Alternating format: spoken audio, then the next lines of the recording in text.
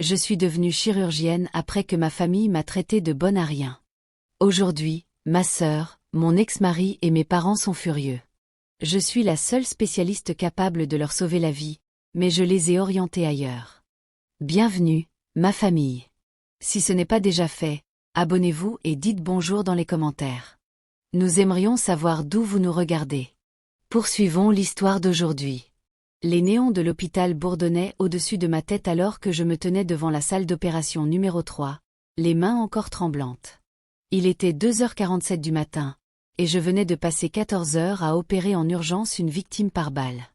Mon masque chirurgical avait laissé des marques profondes sur mes pommettes. Ma tenue était trempée de sueur sous ma blouse blanche, celle qui portait mon nom, Dr Amara Williams, chirurgienne traumatologue. Mon téléphone vibra pour la 7e fois en 1 heure. C'était la photo de contact de ma mère, une photo que j'avais prévu de supprimer depuis 5 ans. Le message disait « Ton père a des douleurs thoraciques. Rentre maintenant. » Je fermais les yeux. Pas maintenant. Pas ce soir. Mais quelque chose dans mon ventre se noie. Malgré tout, malgré les années d'abandon et de moquerie, j'étais toujours sa fille, toujours la femme qu'ils avaient passé toute mon enfance à dire que je ne serais jamais rien. Je la rappelais. « Enfin !» cria ma mère, « Patricia. On essaie de te joindre depuis ce soir. Ton père a besoin d'une évaluation cardiaque immédiate. Tu es la seule à pouvoir aider.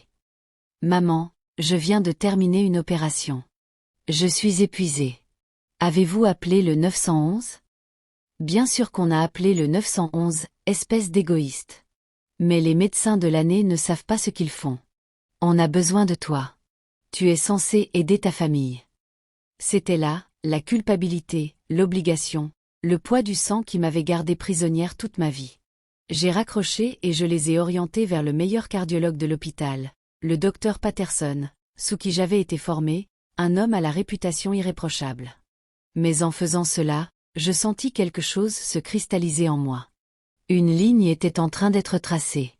Je ne savais pas encore que tout, ma carrière, ma famille, mon identité allait exploser de l'autre côté de cette ligne en moins de 24 heures. Je ne savais pas que les personnes que j'avais passé mon enfance à essayer d'impressionner allaient me forcer à faire un choix qui me hanterait pour toujours. Ce choix avait commencé 11 ans plus tôt, dans une petite maison à la peinture écaillée, avec la voix de ma mère, cinglante comme un fouet. J'avais 8 ans, assise à la table de la cuisine avec mon bulletin scolaire. Des A partout, sans exception. Mais mon père, Edouard, n'a pas levé les yeux de son journal. Les bonnes notes, ça veut rien dire si t'as pas de bon sens, avait-il dit.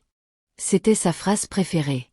Électricien, il n'avait jamais terminé son diplôme universitaire, et il portait cette décision comme une armure. Mon grand frère, Desson, venait d'obtenir son diplôme équivalent l'année précédente, de justesse. Il travaillait dans un entrepôt, gagnait un salaire correct, et mes parents le traitaient comme s'il avait trouvé le remède contre le cancer. Ma petite sœur, Kenya, était toujours pleine de caractère et spéciale. Quand elle répondait au professeur, c'était de la personnalité. Quand je posais des questions en classe, j'étais difficile. Mais moi, j'étais l'enfant du milieu, celle qui essayait trop fort, celle que ma mère qualifiait de « trop ambitieuse pour son propre bien ». L'été avant ma 3e, j'ai annoncé que je voulais devenir médecin. Je n'oublierai jamais l'expression sur le visage de ma mère. Ce mélange de pitié et de mépris, comme si je venais de dire que j'allais m'envoler pour la lune. « Amara », avait dit Patricia, sa voix dégoulinante d'une condescendance particulière. Les médecins viennent de familles riches. Les médecins, c'est pour un certain type de personnes. Nous, on n'est pas ce genre de personnes. Tu dois comprendre ta place. Ma place. Cette phrase me suivait comme un fantôme. Desson et Kenya ont ri. Mon père ne m'a pas défendu. Il est juste retourné à son journal. Ce silence était plus dévastateur que n'importe quel mot. Ce soir-là, j'ai pleuré jusqu'à ce que mon ventre me fasse mal. Mais j'ai aussi fait une promesse à moi-même. Je leur prouverai qu'ils avaient tort. Je deviendrai quelque chose qu'ils ne pourraient pas ignorer, quelque chose d'indéniable. Je ne savais pas alors que le succès ne ressemblerait pas à une victoire. Il ressemblerait à un vol de ma joie, remplacé par de la rancune. Que mon ambition serait alimentée par des années de leur voix me disant que je ne valais rien, et que ce carburant ne brûle jamais proprement. Les toxines s'accrochent à vos poumons pour toujours. Le lycée est devenu mon terrain d'épreuve. J'ai travaillé à 3 emplois à temps partiel tout en maintenant une moyenne de 4.0. J'ai fait du bénévolat à l'hôpital local, classant des dossiers, nettoyant des instruments, observant des opérations dès qu'on m'y autorisait. J'y étais si souvent que le docteur Elisabeth Ham, la chirurgienne orthopédique en chef, a commencé à m'emmener en salle d'opération. Le docteur Ham est devenu la mère que je n'avais jamais eue. Elle me voyait comme ma propre mère refusait de me voir, comme quelqu'un capable de choses extraordinaires. Ta famille finira par comprendre quand ils verront de quoi tu es capable, m'a-t-elle dit pendant ma dernière année de lycée. Ils ont peur. Les familles pauvres ont toujours peur de ceux qui partent. Ça leur semble être un abandon. Je voulais la croire. L'université a été meilleure. J'ai obtenu une bourse complète dans une université prestigieuse à des États de là. Mes parents ne sont pas venus à ma remise de diplôme. Ma mère a dit qu'elle ne se sentait pas bien, et mon père a refusé de prendre un congé. Ils n'ont jamais reconnu que j'avais réussi seule, sans leur soutien, malgré leur découragement actif. Mais Desson est venu. Il a pleuré quand je suis montée sur scène en toge et toque. Il était le seul membre de ma famille à croire en moi ce jour-là. L'école de médecine a été brutale. Le syndrome de l'imposteur était étouffant. J'étais l'une des 3 seules femmes noires dans une classe de 80. Les professeurs remettaient en question mes compétences avant même que j'ouvre la bouche. Je travaillais de nuit dans des hôpitaux pour payer mes frais de subsistance. J'étudiais jusqu'à ce que ma vision se brouille. Ma mère m'appelait de temps en temps, généralement pour me demander de l'argent. Mon père avait eu un petit AVC, léger, mais cela le rendait plus irritable. Kenya avait ses propres drames familiaux. Ils avaient besoin d'aide pour les factures. Toujours des factures. J'envoyais de l'argent que je n'avais pas. Quand j'ai été acceptée pour une résidence en chirurgie traumatique dans un hôpital de premier rang, j'ai appelé pour leur annoncer. La réponse de ma mère ? C'est bien, ma chérie. Tu sais ce que fait ta cousine ? Elle vient d'ouvrir son propre salon. Son salon ? Pas une résidence en chirurgie dans l'un des meilleurs hôpitaux du pays. Un salon. C'est là que j'ai ressenti pour la première fois cette rigidité. La prise de conscience qu'aucune réussite ne serait jamais suffisante, que leur amour venait avec des conditions que je ne pourrais jamais remplir, car déplacer les poteaux était le jeu lui-même. Mais j'ai continué à envoyer de l'argent quand même. À la fin de la vingtaine, j'avais construit une vie qui n'avait rien à voir avec la pauvreté de mon enfance. J'avais un bel appartement en ville. Je conduisais une voiture raisonnable, rien d'extravagant, mais fiable. J'avais des collègues qui me respectaient.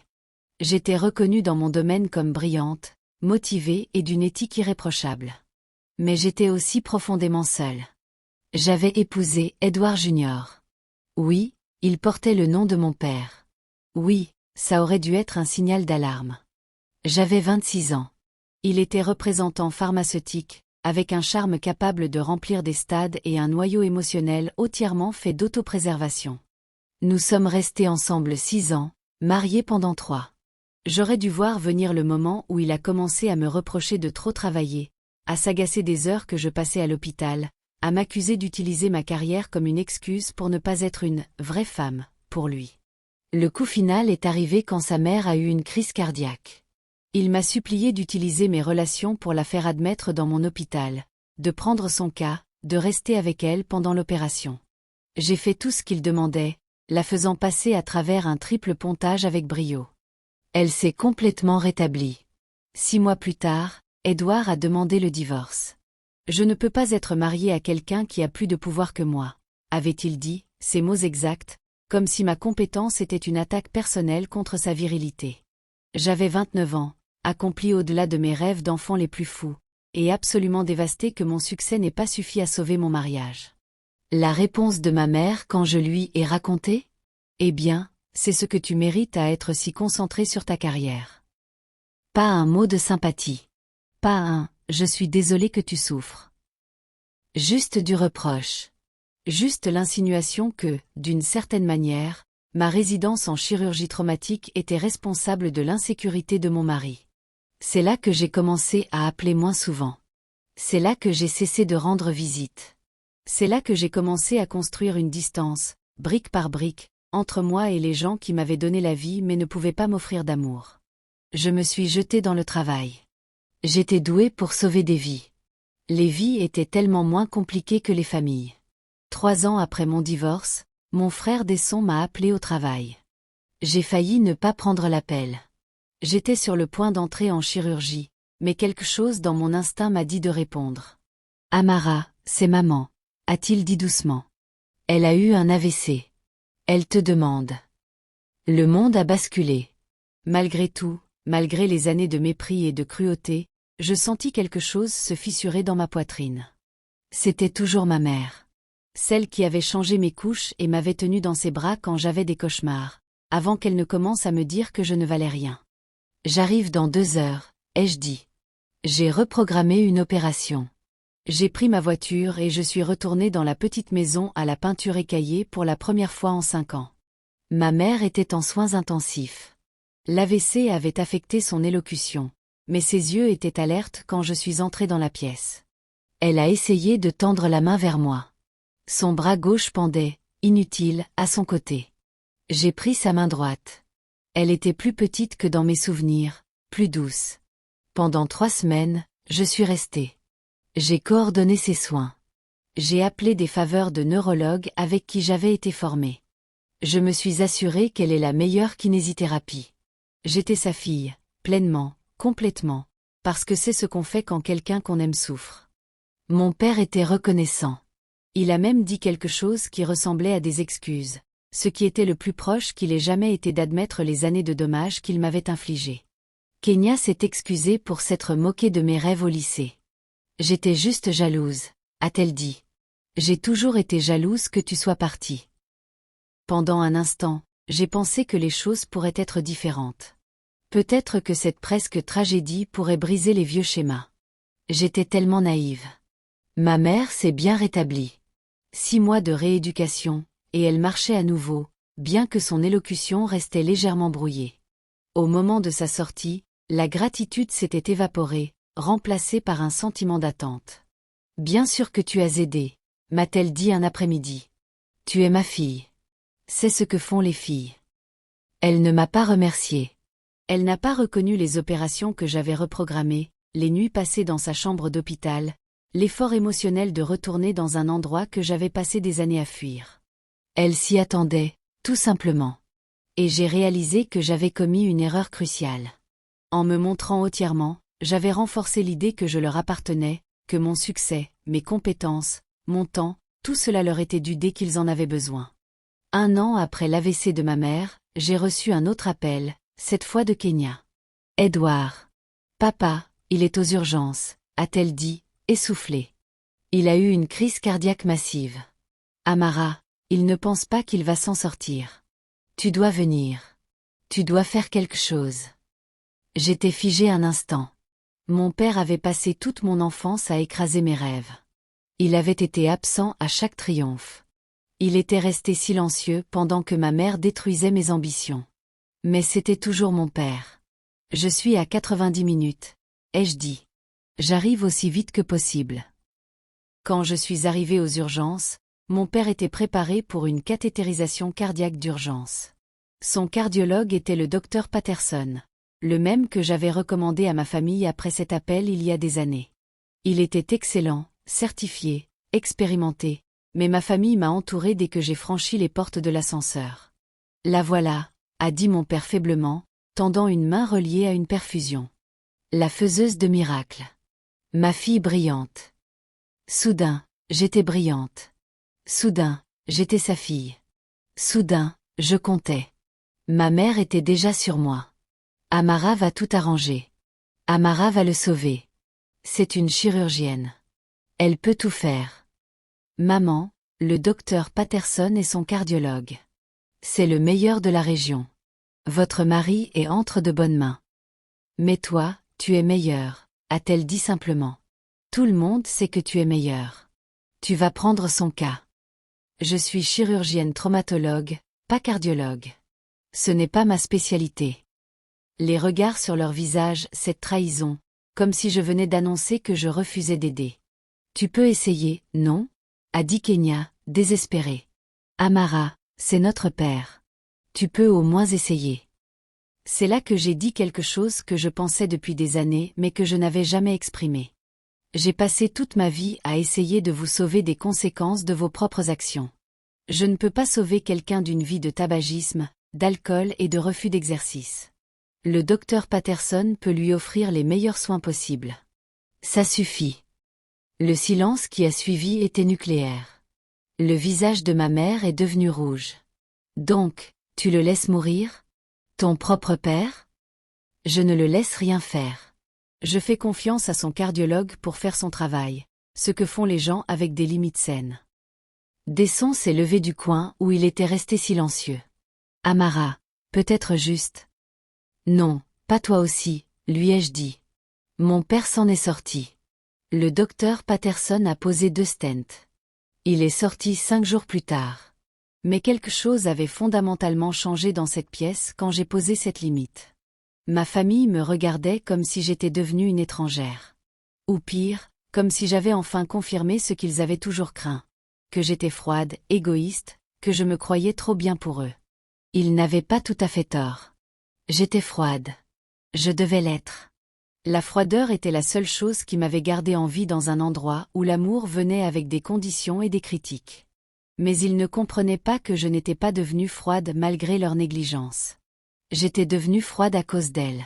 3 mois après l'hospitalisation de mon père, ma mère a appelé, pas pour demander comment j'allais, pas pour savoir comment se passait mon travail. Elle a appelé pour demander si je pouvais l'aider à obtenir une approbation pour une procédure esthétique que son assurance ne couvrait pas. Je veux avoir l'air bien, ma chérie, a-t-elle dit. Je veux me sentir jeune à nouveau. J'ai écouté sa demande, et quelque chose en moi est mort un peu. Pas de manière dramatique, pas avec colère, juste un enterrement silencieux des derniers fils d'espoir qu'un jour, peut-être, elle m'appellerait parce qu'elle voulait parler à sa fille, parce qu'elle était fière de moi, parce qu'elle m'aimait. Je peux recommander un chirurgien esthétique, ai-je dit. Mais il faudra payer de votre poche. Ça coûtera environ $5 000. Je ne peux pas me le permettre, a-t-elle dit. Tu ne peux pas m'aider à le faire couvrir? Tu ne connais personne?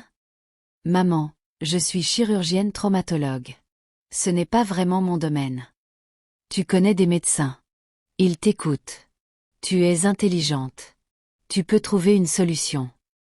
Encore une fois, cette supposition que mes accomplissements étaient un levier qu'elle pouvait utiliser. Que mon succès signifiait que je devais passer mon temps à résoudre ses problèmes.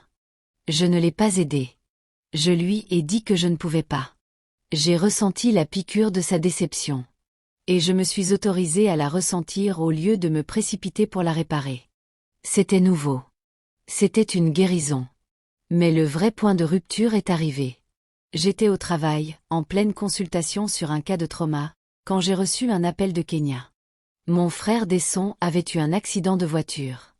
Il était vivant, mais il avait des blessures graves, jambes cassées, hémorragie interne, possible lésion de la colonne vertébrale. Il l'admettait dans mon hôpital. J'ai mis fin à l'appel et je suis partie le chercher immédiatement. Quand j'ai vu Desson aux urgences, meurtri, saignant et terrifié, quelque chose a changé en moi. C'était le seul qui s'était présenté à ma remise de diplôme universitaire. Le seul qui avait cru en moi avant que je ne devienne quelqu'un d'indéniable. J'ai passé 6 heures avec lui cette nuit-là, coordonnant ses soins personnellement, consultant des spécialistes en orthopédie et en traumatologie, m'assurant qu'il reçoive le meilleur traitement possible. Il a survécu à l'opération. Il allait s'en sortir. Quand il a été stable, je me suis assise à côté de son lit et j'ai pleuré. Pas d'épuisement, mais sous le poids de tout cela. Toutes ces années à essayer de gagner l'amour de personnes qui ne savaient pas le donner. Toutes ces fois où je m'étais tordue en nœud pour être digne de leur approbation. Desson a serré ma main faiblement. « Merci, petite sœur », a-t-il murmuré. « Merci de m'avoir sauvée. »« Toujours, ai-je dit. Tu es le seul à m'avoir sauvée, alors c'est juste. » Il a souri. Et nous n'avons rien dit de plus. Certaines choses n'ont pas besoin de mots. 3 semaines après le début de la récupération de Desson, ma famille a commencé à arriver à l'hôpital avec des demandes. Ma mère voulait que je tire des ficelles pour le faire admettre dans un centre de rééducation exclusif.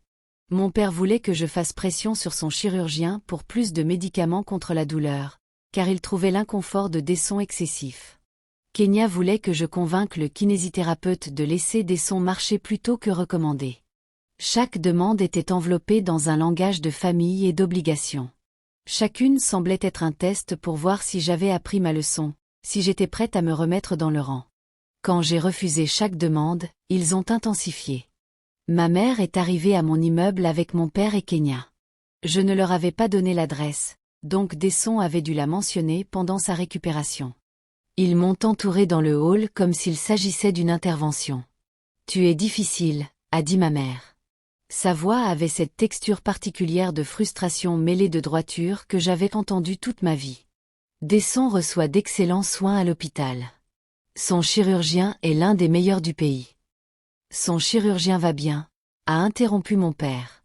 Mais toi, tu es meilleur, et tu choisis de ne pas l'aider parce que tu penses que tu es trop bien pour nous.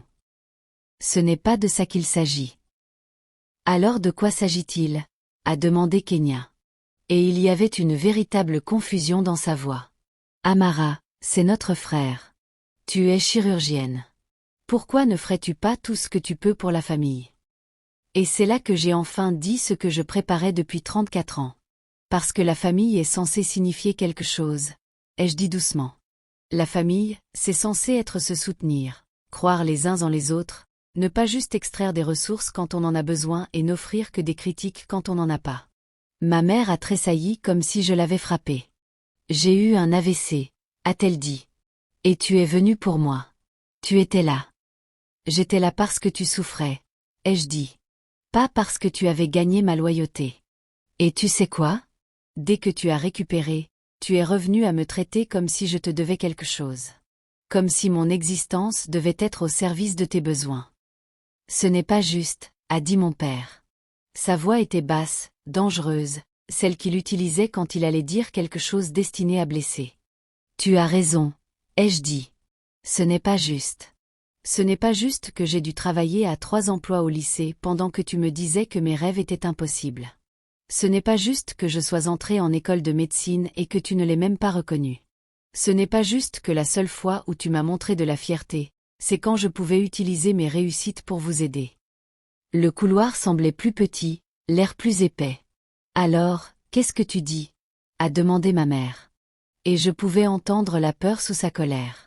Je dis que je ne suis pas votre fille en ce moment. Je suis votre fille quand je peux vous être utile, et une déception quand je ne le peux pas. Et je ne peux plus faire ça. Je ne peux plus vivre dans cette dynamique. Je ne le ferai pas. J'ai marché devant eux et je suis montée dans l'ascenseur. Ils ne m'ont pas suivi. Desson s'est magnifiquement rétabli. J'étais là à chaque étape de sa kinésithérapie, mais en tant que sœur, pas en tant que professionnelle médicale désespérée de prouver quelque chose. Nous n'avons pas parlé de la confrontation dans le couloir, mais nous savions tous les deux que tout avait changé. Des mois ont passé, de longs mois étranges où ma famille n'appelait pas, où je ne tendais pas la main, où un gouffre s'est ouvert entre nous et où aucun des deux côtés ne semblait prêt à le franchir. Je me suis concentrée sur le travail. J'ai pris les cas les plus difficiles. J'ai publié des recherches.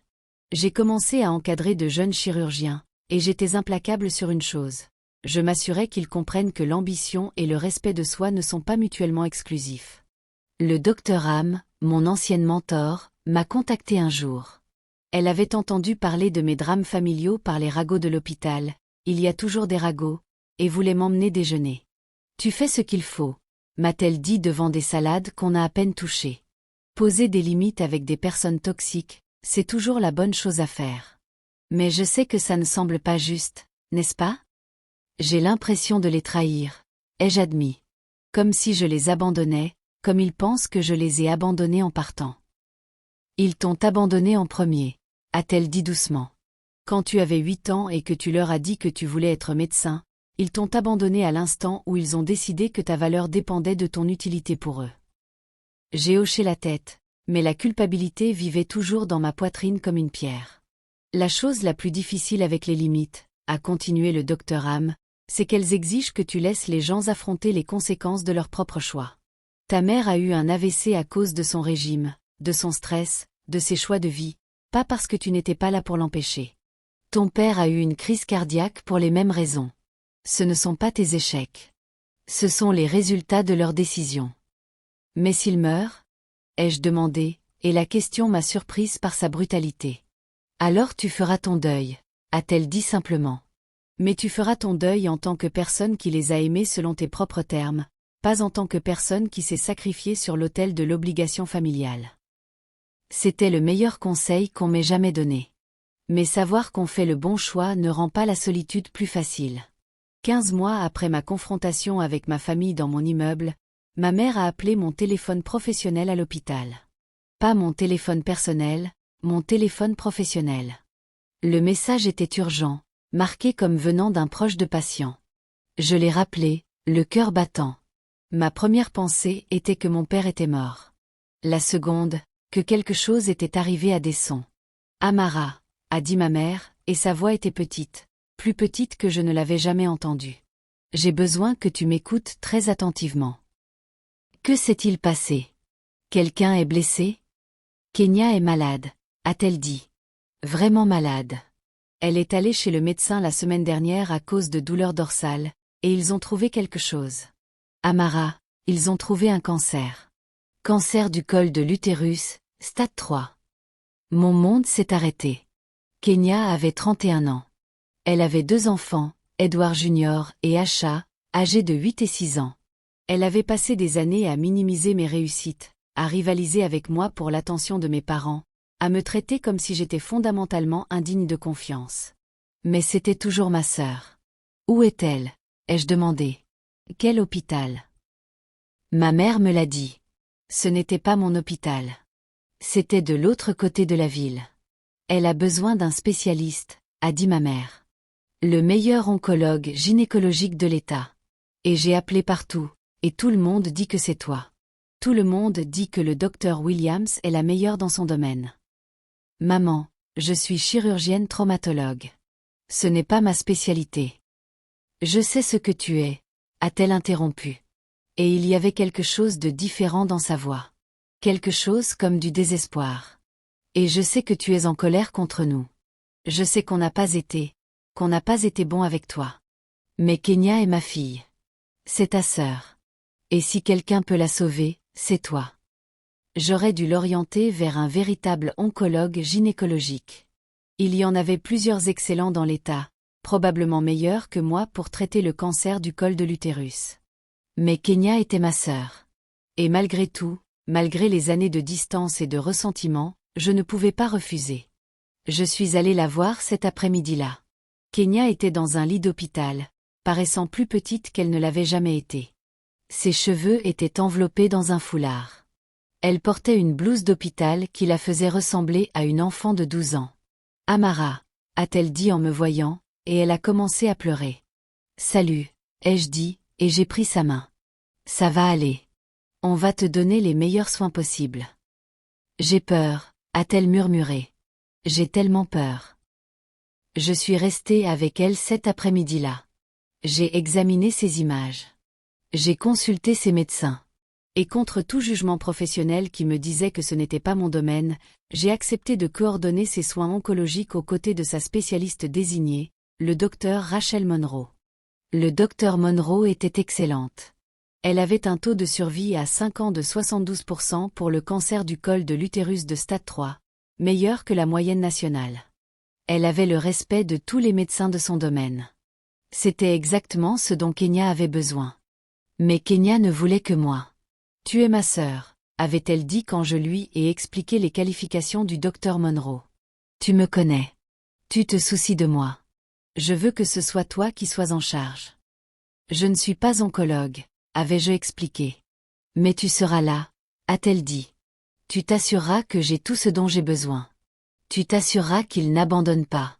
Alors, je suis restée. J'ai coordonné ses soins. J'étais là pour chaque rendez-vous, chaque traitement, chaque crise. Et ma famille a commencé à revenir, lentement d'abord, puis de plus en plus souvent. Ils ne s'excusaient pas. Ils ne demandaient même pas vraiment comment j'allais.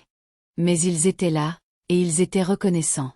Et d'une manière tordue, ça semblait suffisant. Ça ne l'était pas.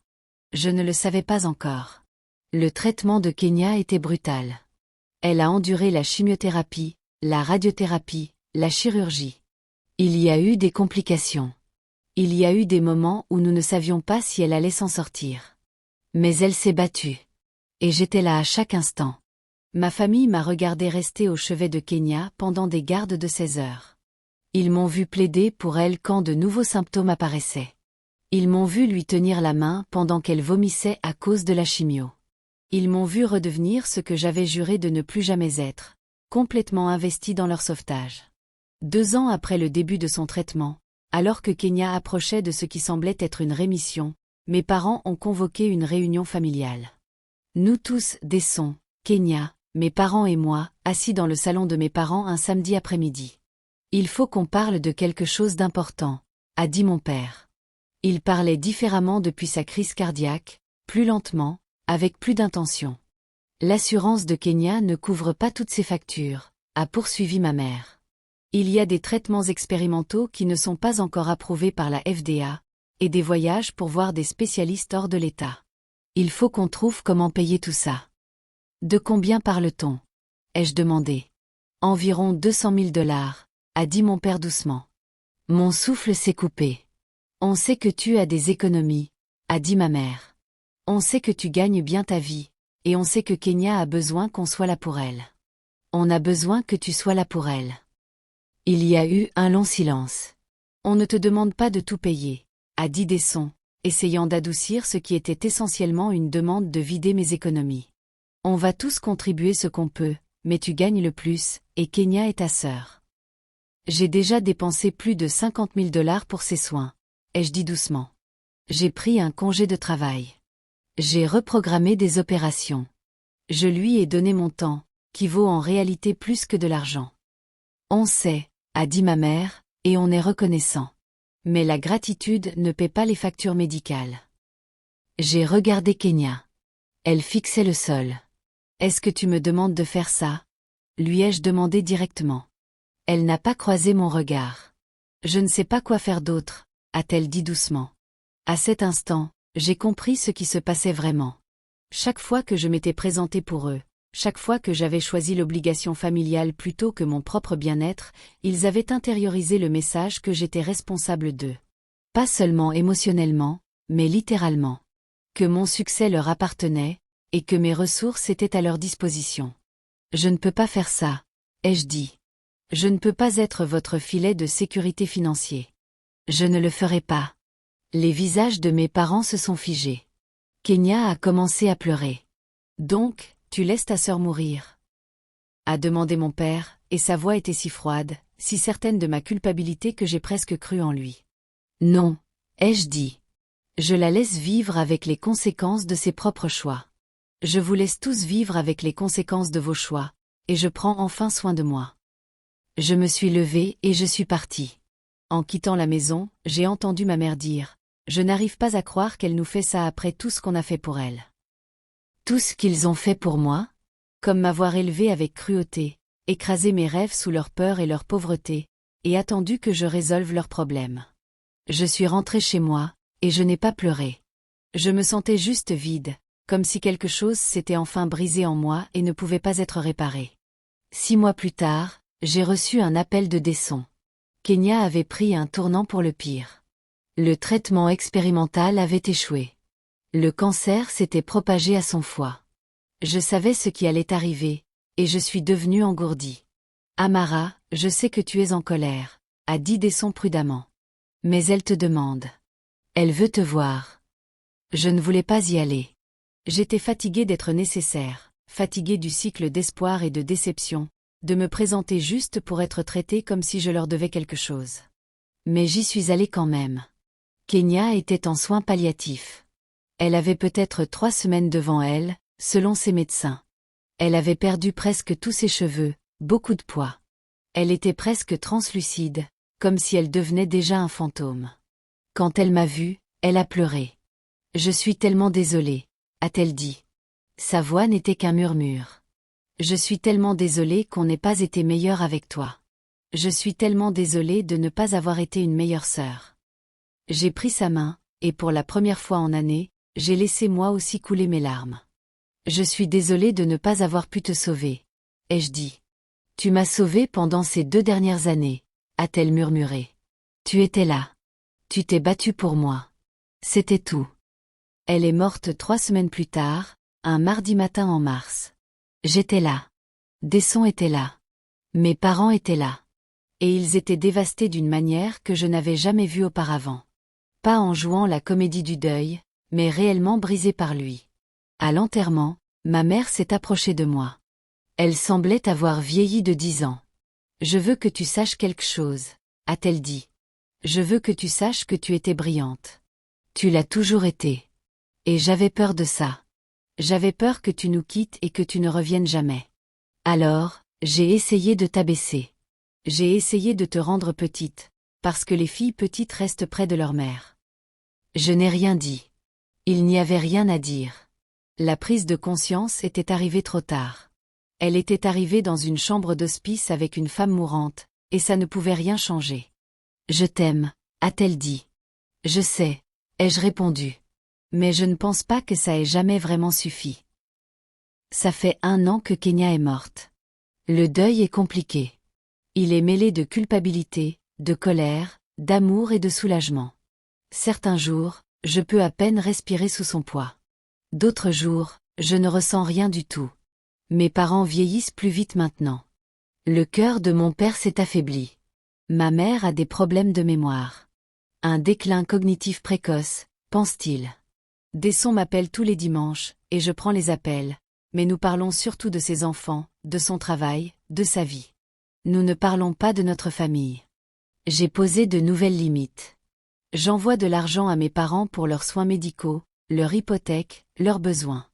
Mais je ne leur rends pas visite.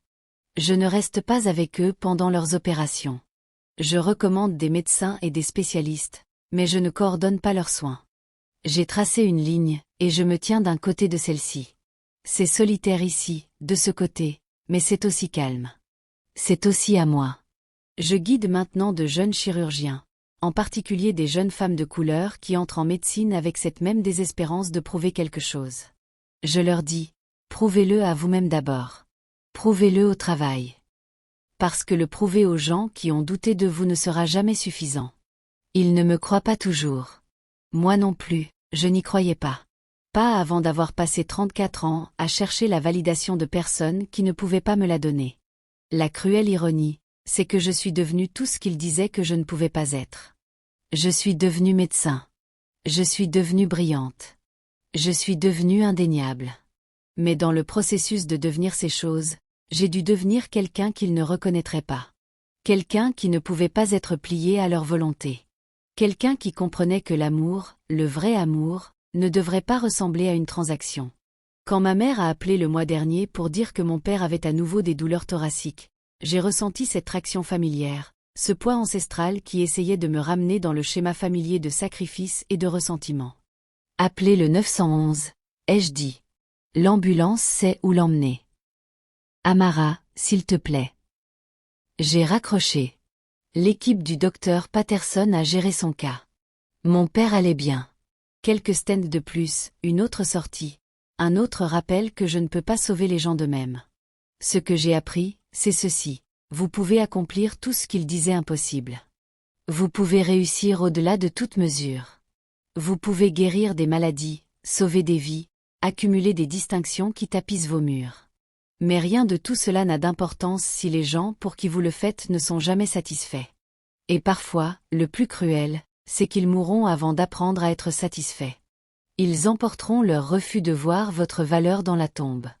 Les enfants de Kenya m'appellent parfois. Son aîné, Edward Jr. veut devenir médecin. Je l'aide avec ses candidatures universitaires. Je suis l'adulte qui croit en lui dès le premier jour, parce que c'est ce dont j'avais besoin et que je n'ai jamais reçu. Je brise le cycle pour la prochaine génération. Ça doit suffire. Ça doit être quelque chose. La vérité, c'est que je ne guérirai jamais complètement de ça. Certaines blessures ne se referment pas. Elles deviennent juste des cicatrices qui font mal quand le temps change. Mais j'apprends à vivre avec cette douleur. J'apprends que les limites ne sont pas des murs. Ce sont juste l'endroit où je finis et où les autres commencent. Si vous regardez ceci et que votre famille vous fait sentir petit, vous fait sentir que vos ambitions sont trop grandes ou trop irréalistes, laissez-moi vous dire quelque chose. Vous n'avez pas tort de vouloir plus. Vous n'êtes pas égoïste de protéger votre paix. Vous ne trahissez personne en refusant de vous immoler pour les garder au chaud. Vous apprenez juste enfin à survivre. Le coût de cette survie, c'est que certaines personnes ne vous aimeront plus. Certaines personnes vous traiteront d'égoïste et de froid. Certaines personnes regarderont votre succès et refuseront de le célébrer parce que votre succès les fait se sentir comme des échecs. Laissez-les. Parce que l'alternative, c'est de passer votre vie entière tordue en eux, à essayer d'être assez petit pour correspondre à leurs attentes, assez talentueux pour qu'ils soient fiers, mais pas trop talentueux pour les intimider. Ce n'est pas une vie. C'est une cage. J'ai fermé la porte de cette cage il y a 1 an, et je n'y retournerai pas. Est-ce que je souhaiterais que les choses se soient terminées différemment? Chaque jour. Je souhaiterais que ma mère m'ait appelé pour demander comment j'allais, pas juste ce que je pouvais faire pour elle.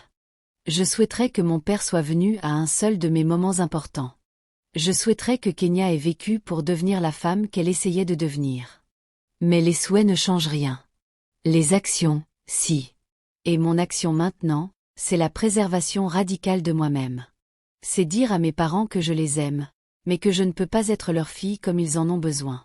C'est reconnaître que Desson est le seul membre de ma famille avec qui j'ai une relation saine, et protéger cette relation comme si elle était précieuse, parce qu'elle l'est.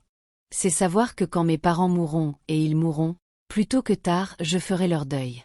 Mais je le ferai en tant que personne qui les a aimés et qui a été déçue par eux, pas en tant que personne qui a tout sacrifié et n'a jamais été assez. C'est la fin que j'ai. C'est la fermeture que je construis, brique par brique, limite par limite. Si vous êtes dans une situation similaire, si votre famille vous demande de vous immoler, s'ils utilisent votre amour comme levier, s'ils vous apprennent que vous ne comptez que quand vous êtes utile, sachez ceci, vous avez la permission de dire non. Vous avez la permission de partir. Vous avez la permission de construire une vie qui n'inclut pas les gens qui vous ont brisé. Ça ne semblera pas noble. Ça semblera être un abandon, une trahison, une culpabilité qui vit dans vos os comme du froid. Mais de l'autre côté de cette culpabilité, il y a la possibilité silencieuse de la paix. Et la paix, j'apprends, vaut plus que toute la gratitude du monde. C'est mon histoire.